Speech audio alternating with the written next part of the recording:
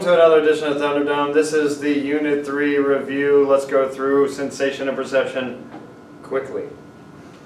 Alright, so difference between sensation and perception, pretty easy. I mean, sensation has the word sense in it, so it is your raw data coming in through your five senses. You might see something called empiricism or empirical evidence or something like that. And that is really taking in raw data through your senses. So you can look at things objectively if you're just using sensation. The moment you think about it, the moment you think about your prior experiences and all that kind of stuff, it becomes perception. Okay? So perception is how we base everything that we're taking in from the outside world, gets inside of our brains, and judging it by our prior experiences and integrating it into our current situation and all that kind of stuff. That is perception. I always show this example. I pretty much describe this with sensation and perception. If you looked at this painting with just sensation, you would only be able to say the colors and the shape and possibly the size. You can do that objectively using your senses. The moment you say it's an American flag, that's perception. Okay?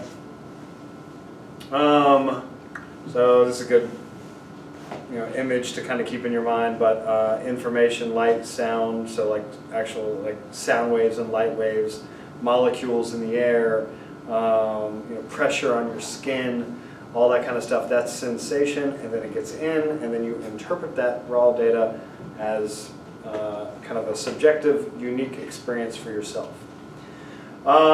Basic principles of sensation, get these two definitions in your head.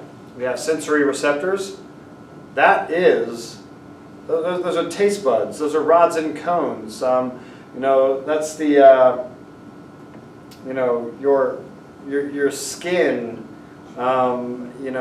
proprioceptors, where you understand where your body is in space.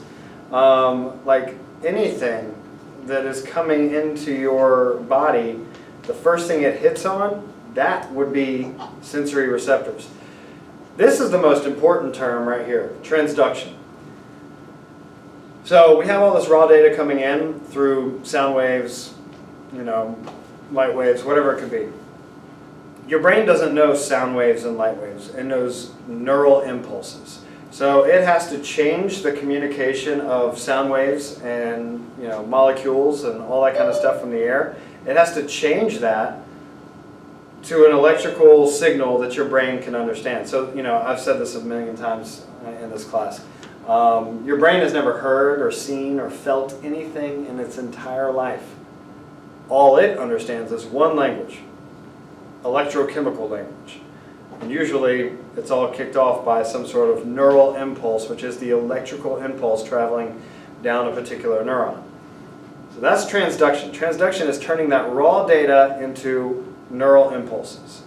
It happens in several different places in the brain, not in the brain, but in our sensory system that we'll talk about here shortly. I do the same thing here, describe this just using the senses. You would probably only be able to say, colors, size, shape. If we judged it by the senses, this looks like a Gala apple, maybe a Fuji apple. So that'd give a little hint of sweetness. Hearing, it depends on what you do. Do you drop it or do you bite into it? One is such a sad sound and one is such a good sound. Touch, I would have to just say firm, because if you actually touch this and then you felt the wetness of the apple, that would be perceiving. You're using a little bit more, so maybe you can do that. And then smell. What does an apple smell like? Kind of the same way it tastes, like a hint of sweetness and then some dirt. It's weird. All right, so here's some definitions of sensory thresholds. So absolute threshold, difference threshold, Weber's law, and sensory adaptation. Let's go through these things all one by one. So absolute thresholds, what can the human do? What is the pinnacle of our superpowers? Here we go. Vision, a candle flame seen from 30 miles away on a clear, dark night. This almost seems unbelievable to me. Hearing, the tick of a watch at 20 feet with no other competing sounds. Taste, one teaspoon of sugar in 2 gallons of water. That's pretty impressive. Smell, 1 drop of perfume throughout a 3-room apartment. Not a 3-bedroom apartment, but a 3-room apartment. And then touch, my favorite thing to ever imagine is this experiment and how it went down. Hey, let's test what the absolute threshold of touch is. Okay, does anybody have a random bee that I can rip its wings off of and then hold it ½ an inch over your face and drop it on to your cheek? What a weird thing. A bee's wing falling on your cheek from the height of about ½ an inch.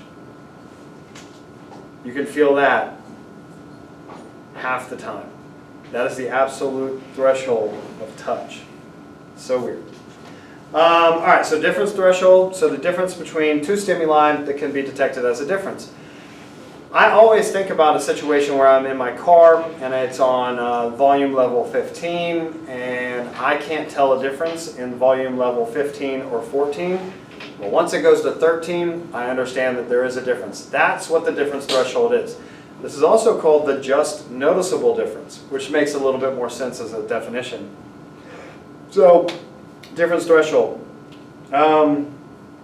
So next one is Weber's law, and this is when the just noticeable difference, aka the difference threshold, is always large when the stimulus intensity is high, and small when the stimulus intensity is low.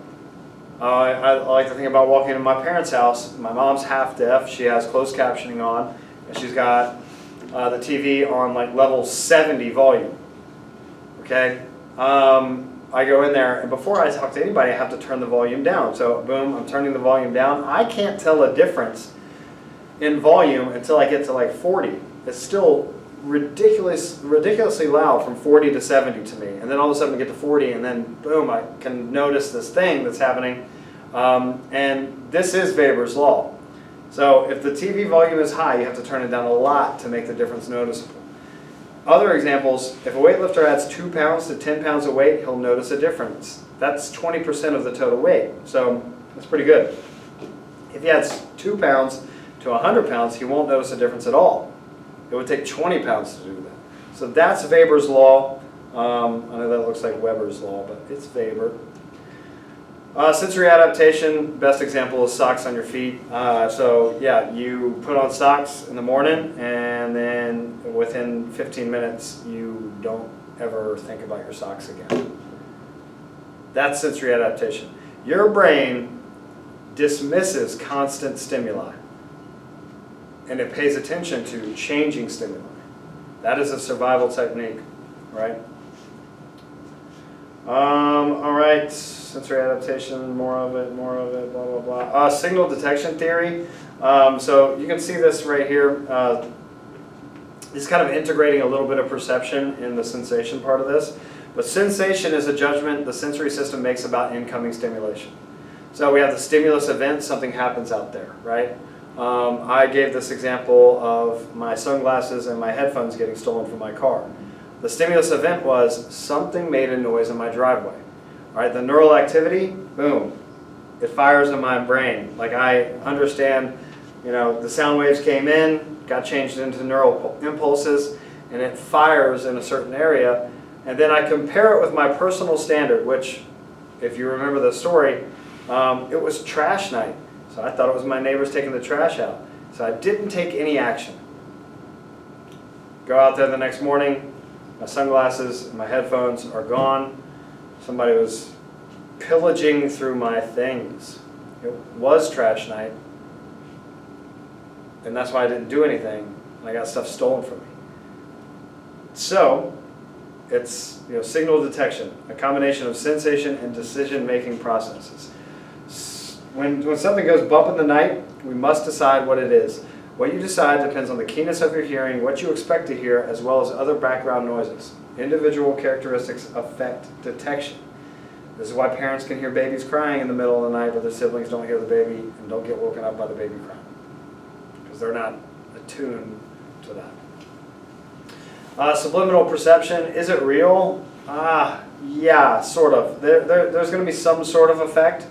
It really depends on the threshold that you have for subliminal stimuli.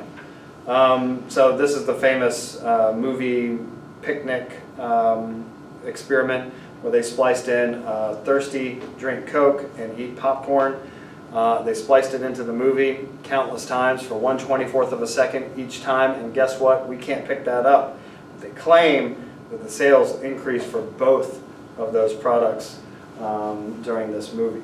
Then we have the mere exposure effect, where you get used to something and you start to not hate it as much, or you get comfortable with it. The example I gave with this is, my current best friend that I have has been my best friend since 4th grade. He moved he went from Bellamy to Winter Park School. He rode the bus next to me first day home, and he said, "This new school sucks." I said, "Hey man, don't say sucks around me." And then he said, "Sucks, sucks, sucks." And I took his head and I smashed it against the window. Okay, so we didn't like each other at first. But then we had assigned seats on the bus, in class, at lunch, and we sat next to each other the entire 4th grade. And guess what? I got used to this kid. And we ended up being friends. That's the mere exposure effect. So finding that repeated exposure to a stimulus increases a person's preference for that stimulus. Probably the best example, other examples are like celebrities who end up running for office. You're exposed to them early on, and so, that could be one reason why you people could be okay with them running in the first place, because they're used to them. Science versus pseudoscience, subliminal perception. Going to bed with self-help tapes going in your ears and stuff like that. It could have a placebo effect, like, I'm successful. You wake up the next day and feel successful because you did this thing, but not because it told you you're going to be successful. All right, let's run through the senses. So we have vision, right? If you don't know that the sensory organ for vision is the eye, I don't know what's going on with you. But I think you're going to get that question if for some reason it's asked. So let's talk about it. So what is this raw data coming in? It's light waves. We are privileged enough to see the visible light spectrum of the entire electromagnetic spectrum that we can't really see. So we see this little sliver of it, and it happens to be pretty colorful. And we get to make sense of that. Somehow we've developed amazing color vision as humans. It helps us survive. So cornea, the clear covering of the eye, the pupil, which would be the hole, right, that light enters.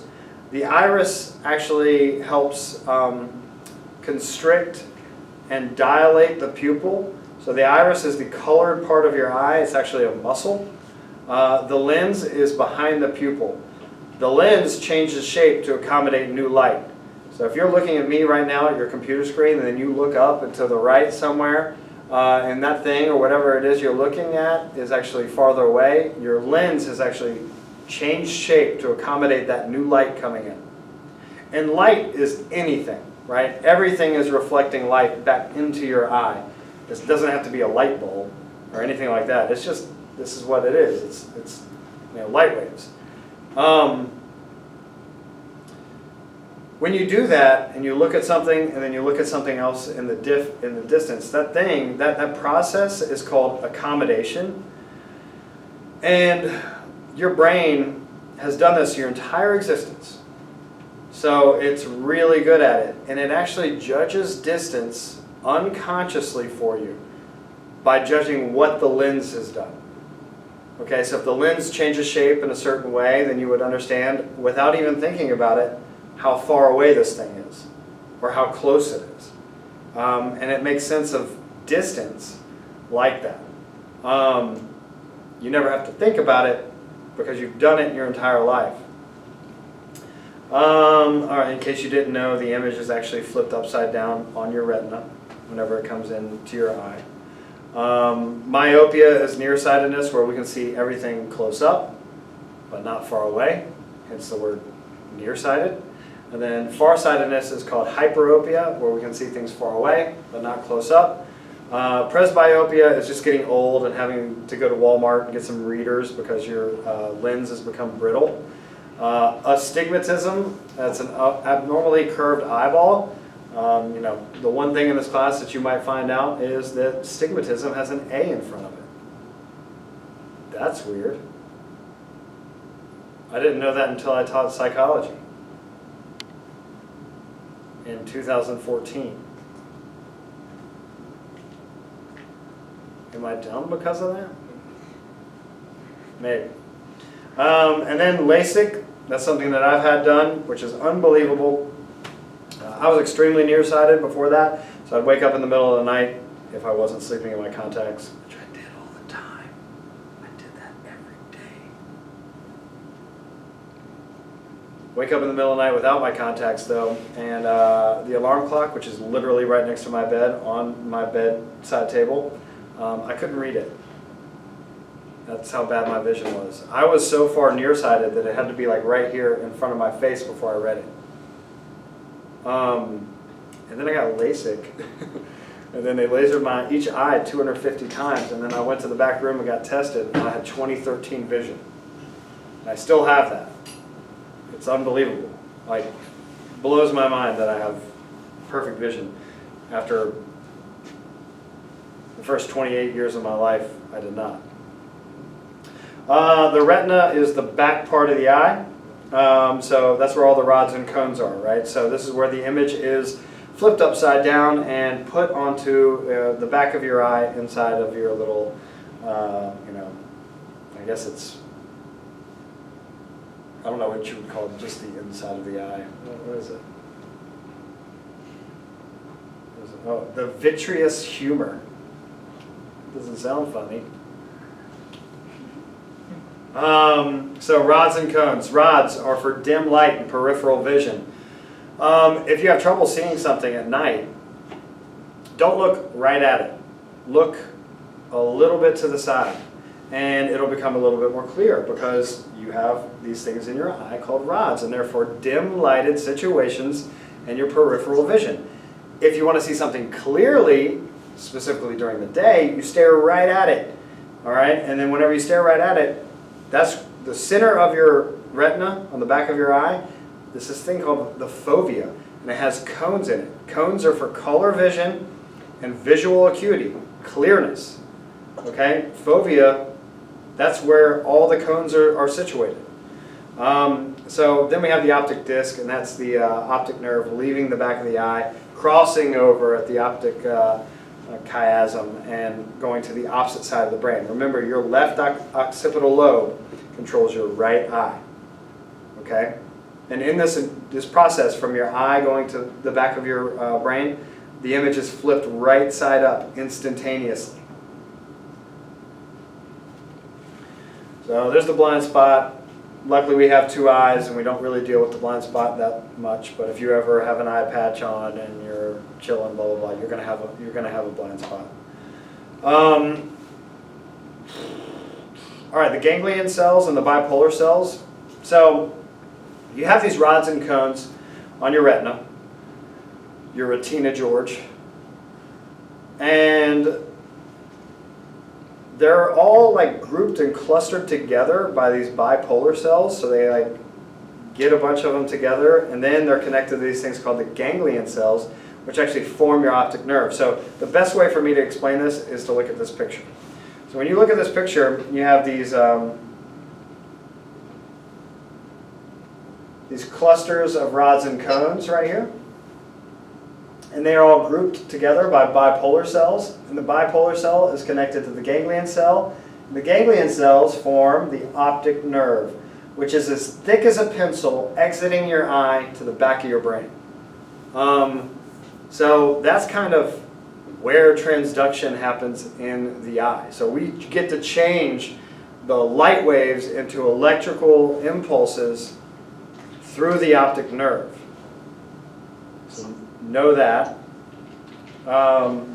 Optic nerve, optic chiasm, that's pretty much where the, I mean obviously Both optic nerves exit both eyes, right? So they're going back into the back of the brain, but they cross over. That crossover point is called the optic chiasm.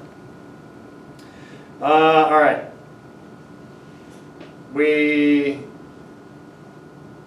Color isn't real,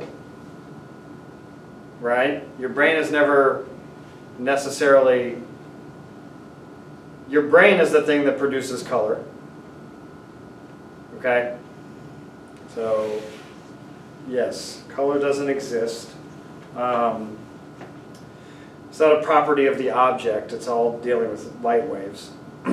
So, color, we have hue, which is like the subjective experience of color. So, you know, my blue isn't your blue. Is it really close? Yeah, it's really close.